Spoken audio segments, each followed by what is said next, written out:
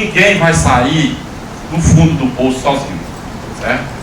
A alienação parental, depois de instalado esse processo que vai levar anos, né? Como vocês viram aí, a Carla foi ver o pai com 19 anos, quer dizer, o pai saiu de casa quando ela tinha 2 anos.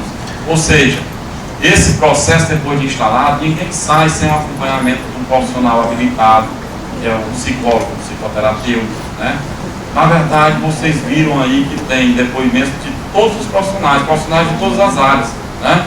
Olha, nós tivemos aí psicólogos, assistente social, advogados, juízes, desembargadores, né? Então, na verdade, faz-se necessário, para sair do fundo do poço, esse processo de alienação parental instalado, faz necessário acompanhamento, né? E aí eu sei que vai surgir uma pergunta e eu não vou nem fazer agora, eu vou deixar para o momento em que ela for feita, né? Vou responder agora não. Estudando, eu fiquei divagando, né? Eu tenho essa mãe, né, que é a sogra, né, que fez alienação parental com o filho em relação ao marido. Na lei não fica bem claro, né, se a sogra faz alienação parental em relação à esposa do filho. Mas aí eu fiquei, e vou deixar aqui a pergunta, né? Ora, se ela controlou a vida do filho, né, fez alienação parental, eu digo ela, mas pode ter sido o pai também, né? Ela controlou a vida do filho.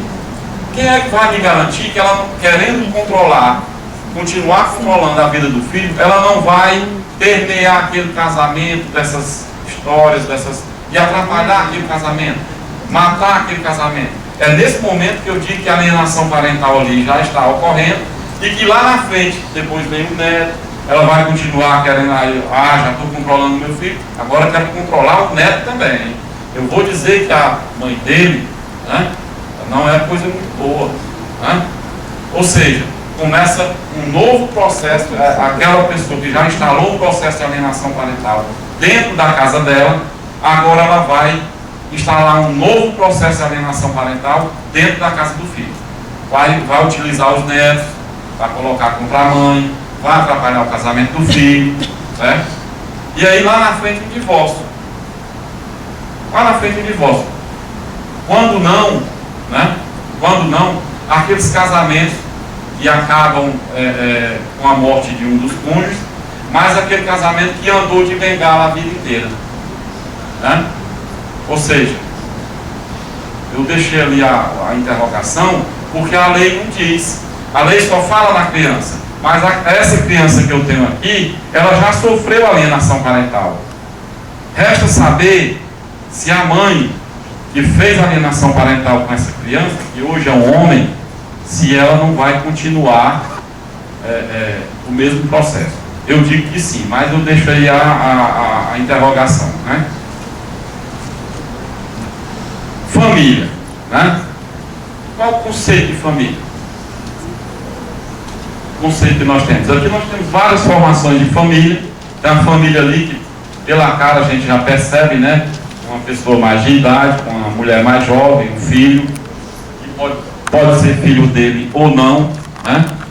Temos a família tradicional, convencional, né? Pais mais ou menos a mesma idade, os filhos com idade parecida.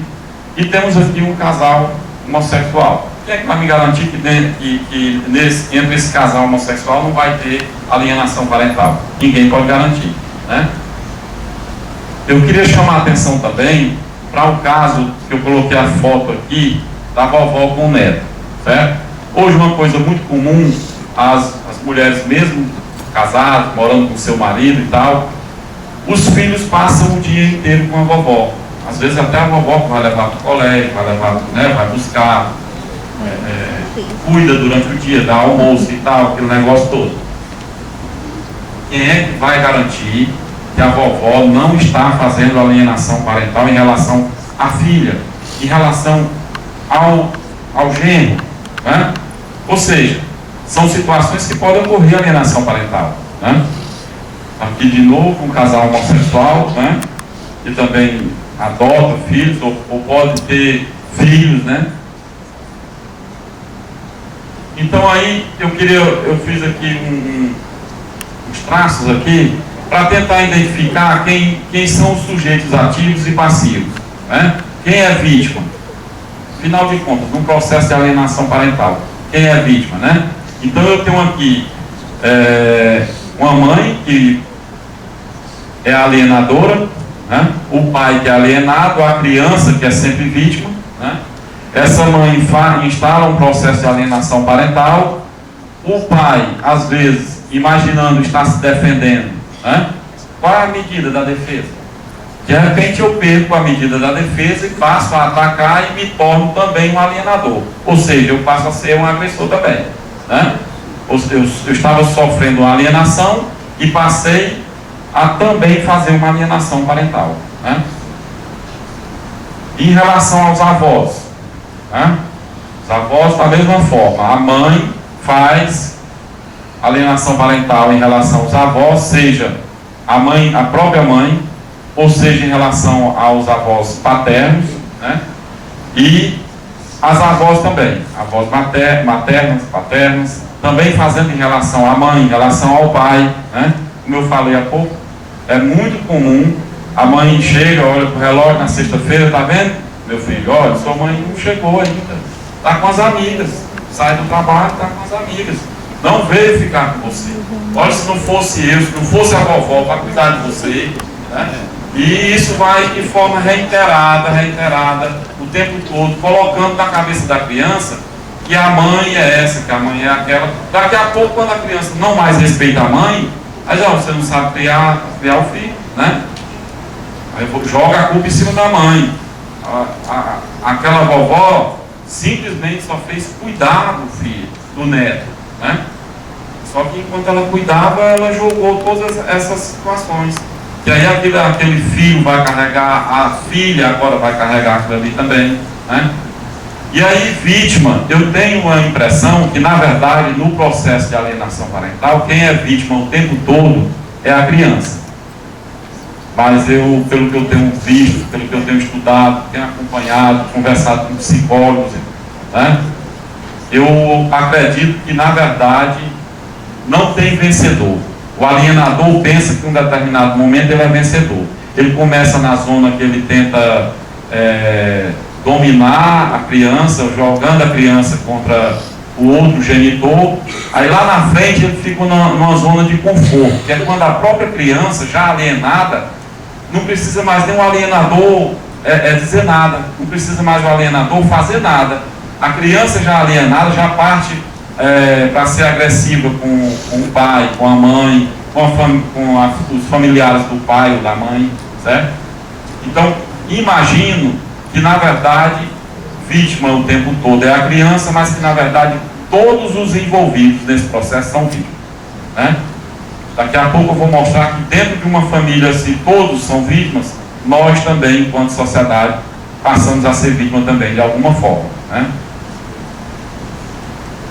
Agora, uma pergunta que sempre me é feita, eu aproveitei logo para botar o slide aqui, né? Como é que eu vou identificar? É lógico que o juiz, que nem conhece aquela família, nem conhece aquela criança, ele tem como identificar isso aí, através de laudos psicológicos, através de um psiquiatra, um psicólogo, né? O acompanhamento, o juiz vai se valer de profissionais habilitados, né? Mas algumas condutas são características do alienador. Parece até que é uma cartilha assim distribuída para todo mundo. Opa, tá, tu vai ser alienador? Vou. Então tá aqui, pega a cartilha, né? Então eles têm sempre, a conduta é padrão, né? Age de forma dissimulada, colocando-se sempre como vítima, né? No depoimento ali, vocês viram quando o rapaz disse assim, falou com a mulher, para que a mulher, né, mandasse os filhos sair com ele e tal. Não, diz aí, fulano, ó, diz aí que tu não quer ir com teu pai, já está dizendo. Ó, diga que não vai, mas ela diz de forma diferente, né? Ela diz aí que você não quer ir, né? Ela deixa que a criança diga por ela o que ela quer, o que ela quer dizer na verdade, né? Ou seja, age de forma dissimulada, faz sempre comentários inocentes, pejorativos, desarosos sobre o outro, né? Olha, teu pai não quer nada contigo. Tua mãe, ó, vendo aí o que a tua mãe fez. Sempre os comentários de forma inocente, mas que vai dia a dia sendo colocado dentro da cabeça da criança, vai construindo a alienação parental. Até depois de estar construído, pronto. Está lá instalado. Né? O desfecho, só Deus sabe, né? Rememora sempre um erro do alienado. O alienado aqui, pessoal, digamos, quando é a mãe que faz a alienação parental, a mãe é alienadora. O alienado seria o pai, né? Ou seria a avó, depende do caso em si, né? Rememora sempre um erro. Olha, não é que você tenha que esconder o erro daquela pessoa, mas está tudo enquanto levar o erro daquela pessoa, tudo enquanto vira e mexe, vai lá para aquele ponto lá, ó, olha aí, ó, seu pai, olha aí, sua mãe, ó, sua avó, não falei? Olha aí. Sai para ir ao cinema, uma cena que passa no cinema é motivo para voltar aquele erro do alienado. Né? Foi no supermercado, viu um produto lá, é motivo para lembrar novamente sobre aquele erro do alienado. E vai incutindo isso na cabeça da criança de forma reiterada o tempo todo. Ou seja, não dá oportunidade sequer da criança processar aquele que está se passando de verdade.